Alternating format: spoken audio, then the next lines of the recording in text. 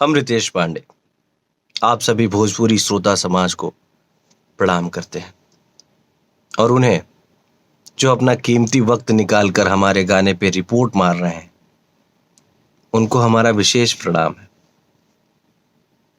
हमारा इस दुनिया में कोई दुश्मन नहीं है। अगर कोई हमें दुश्मन मानता है तो वो सिर्फ मेरा नुकसान करे। मेरे गानों पे रिपोर्ट मार के एक राइटर, एक म्यूजिक डायरेक्टर, उसके साथ साथ पूरी भोजपुरी इंडस्ट्री का नुकसान ना करे। एक और बात, मैं सबका सम्मान करता हूं। अगर मेरे गाने पे रिपोर्ट मारने से आपका घर चलता हो या आपके जो आदर्श हैं उन्हें खुशी मिलती है तो मैं आप सभी को निमंत्रण देता हूं कि मेरे गानों पे रिपोर्ट मारते रहें।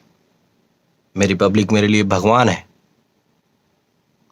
और उनका प्यार, उनका आशीर्वाद जब तक मेरे साथ है, मेरा क्या, किसी भी कलाकार का कभी कुछ नहीं बिगड़ सकता। मैं आप सबसे एक विनती कर रहा हूं, जो लोग भी मुझे पसंद करते हैं, मेरे गाने सुनते हैं,